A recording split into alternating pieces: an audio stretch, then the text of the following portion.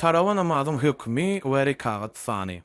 Aşe enemiz Allah onun razı olsun şeýle diýär. Rasulullah sallallahu aleyhi we sellem bir giýje mesçitde namaz okudy. Onun bilen bile bir neçe adamlar namaz okudylar. Ertesi giýjesinde hem çykdy. Adamların sany has köpelipdi. 3-nji ýa-da 4-nji giýjesinde adamlar ýyrnandylar. Ýöne Rasulullah sallallahu aleyhi we sellem olaryň ýanyna çykmady. Ertesi gün ýerden ol aýtdy. Men siziň edenlerinizi gördüm. Emma meniň siziň ýanyňyza çykmagymy diňe bir zat saklady. Meniň gorpym bu namazyň size farz edilmelinden gorkdum. Bu olsa Ramazan aýyndy. Diýmek Peygamberimiz sallallahu aleyhi we sellem Ramazan aýyna bu namazy 2 ýa 3 gezek okapdy. Ýöne son farzy öwürlämesin diýip taşlatdy.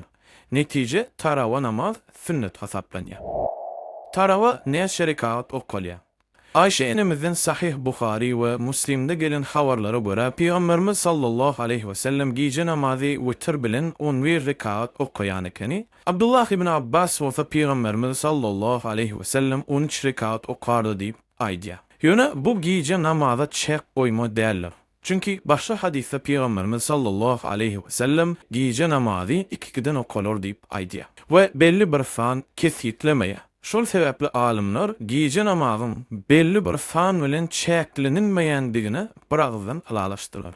Şonda İbn Abdülbar atly alim Allah ona rahmet etsin şeýle diýär. Alimler giýjek namazda belli bir çäk ýa-da tahkik kesitlenen fan ýokdugy barada birazdan alalaşdylar. Ol nifil namazlar. Tarawa hem giýjek namazda değiştidir. Şonuň üçin käbir alimler tarawa 20 rekat diýdiler, käbirler 8, käbirler 36. Ýöne bu meselede Ahtow düşünürşberen Şeyhülislam İbn Teymiyye rahmetullahi aleyh şeýle diýär. Ol ýani Peygamberimiz sallallahu aleyhi we sellem Ramazanda da Ramazanyň başga wagtda da giýjelerine 11 ýa-da 13 rekat namaz okaýady. Ýöne olary ören uzyn okaýady. Bu ýalda adamlara piň düşenne Umar ibn Hattabyň döwründe Ubey ibn Ka'b adamlara 20 rekat namaz okudyp soň witr okaýady we kıyamy ýani namazdaky dik durmaklygy ýeňilleşdirýärdi. Şeýlelikde rekat sanynyň köpelmegi kıyamyň uzynlygynyň öwüdini dolýardy. Käbir selefler bolsa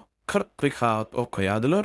Olaryň kıyamy has ýeňil bolýardy we soňundan 3 rekat witr okaýadylar. Yani Peygamberimiz sallallahu aleyhi ve sellem 8 rekat okuyan ekeni. Ýöne her rekatdy uzoldup okuyan eken. Emma Ubey ibn Ka'b bolsa rekatlar uzultman.